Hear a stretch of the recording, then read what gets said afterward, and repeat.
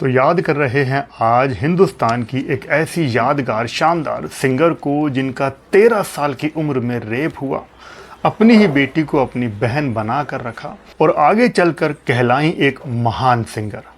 बात कर रहा हूं मैं हिंदी सिनेमा, गज़ल गायकी, ठुमरी गायकी और गीतों की जानी मानी सिंगर बेगम अख्तर की। जन्म हुआ 7 अक्टूबर साल 1914 को उत्तर प्रदेश के फैज़ाबाद में। आज ही के दिन यानी 30 अक्टूबर को उन्होंने साल 1974 में इस दुनिया का साथ छोड़ दिया। आज उनको याद करते हुए उनकी कहानी रेट्रो शावेज के यादों के रूहानी किस्से में। उर्दू पर गज़ब की पकड़ रखने वाली बेगम अख्तर के गीतों, गज़लों और ठुमरियों का तो कोई तोड़ ही नहीं है। उनके बचपन का नाम था बिब्बी। वो फैज़ाबाद की तवायफ मुश्तरी बेगम की बेटी थी। उनके पिता का नाम था असगर हुसैन। बिब्बी यानी बेगम अख्तर का बचपन भी संघर्ष से भरा ही रहा।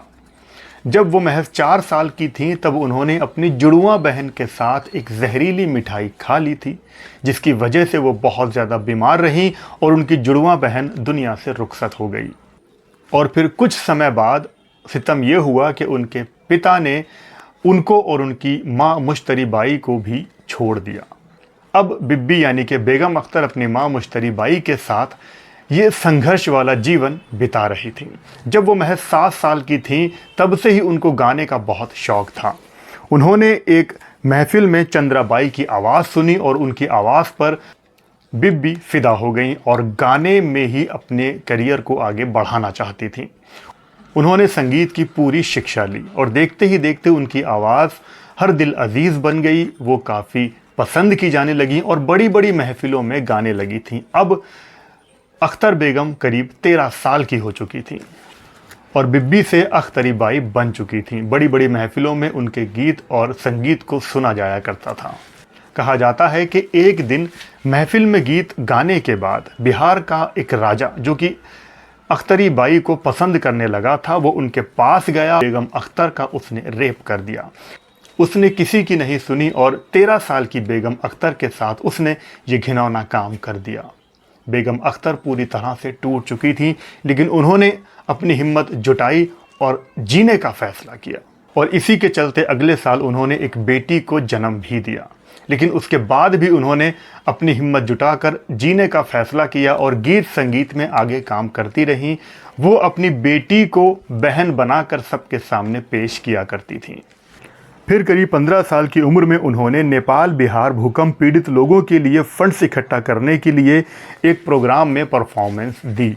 उस प्रोग्राम में काफ़ी शोर शराबा था, लेकिन जैसे ही बेगम अख्तर की आवाज़ फ़ज़ाओं में गूंजी तो वो शोर सन्नाटे में बदल गया। बेगम अख्तर की आवाज़ पहली बार लोग इतने अच्छे तरीके से सुन रहे थे। जब बेगम अख्तर ने गाना बंद किया तब कहा जाता है कि कई मिनटों तक तालियों की गड़गड़ाहट गूंजती रही थी। तालियां बजाने वालों में उस दौर की भारत की कोकिला कही जाने वाली सरोजनी नायडू भी थीं। सरोजनी नायडू ने बेगम अख्तर को अपने पास बुलाया और जमकर उनकी तारीफ़ की। सरोजनी नायडू की तारीफ़ के बाद तो बेगम अख्तर ने अपनी पूरी ज़िंदगी गीत संगीत और गज़लों के ही नाम कर दी और उनकी गज़लों का सिलसिला ऐसे ही चलता रहा। फिर साल 1933 में उन्होंने HMV रिकॉर्ड कंपनी के लिए गज़ल और ठुमरी रिकॉर्ड की। पहली रिकॉर्ड की गई गज़ल थी वो आ सिरे दामिने बला हूँ मैं, जिसे सांस तक भी ना आ सके।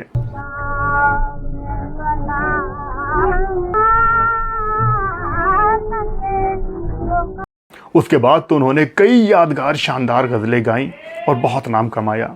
एक ऐसी गज़ल जिसके बाद उनको मल्लिकाए गज़ल भी कहा जाने लगा था। ये गज़ल थी ए मोहब्बत तेरे अंजाम पे रोना आया। मोहब्बत तेरे अंजाम पे रोना। बड़े बड़े घरानों में उनकी गज़लें सुनी जाती थीं। पैसों की, सोने चांदी की उन पर बरसात हो जाया करती थी।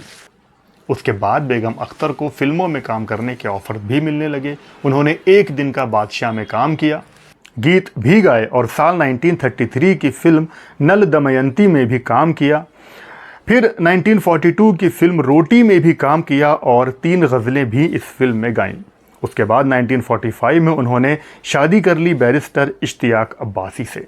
शादी के बाद उन्होंने फिल्मों को और गायकी को अलविदा कह दिया, लेकिन अपने इस शौक़ को वो रोक नहीं पाई और 5 साल के बाद दोबारा से कमबैक किया। उनके फैंस बहुत ज़्यादा खुश थे। उसके बाद भी उन्होंने कई यादगार गज़लें दी।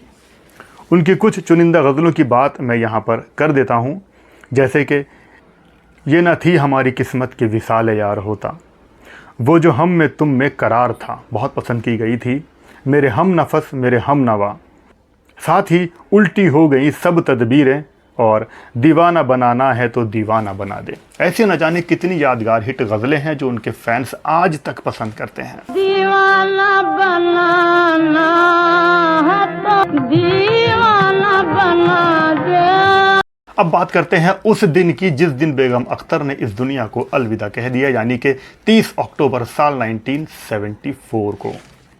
उन्हें तिरुवनंतपुरम के पास बालारामापुरम में एक कंसर्ट करना था, गीत गाने का मौका मिला था।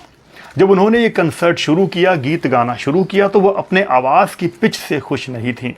उन्होंने अपनी पिच को बढ़ाया, गले पर जोर दिया, लेकिन साथ ही साथ उनकी तबीयत भी ख़राब होने लगी थी। उस वक्त बेगम अख्तर 60 साल की हो चुकी थी। उन्होंने गीत गाना जारी रखा, अपने गले पर जोर देती रहीं, और इसका अंजाम ये हुआ कि वो अचानक वहीं पर बेहोश हो गई।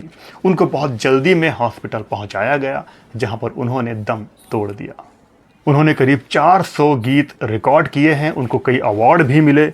साल 1968 में पद्मश्री से सम्मानित किया गया, 1972 में संगीत नाटक एकेडमी, और 1975 में पद्म भूषण अवार्ड भी उनको दिया गया था। तो बेगम अख्तर की पुण्यतिथि पर उनको याद करते हुए आज यही एपिसोड।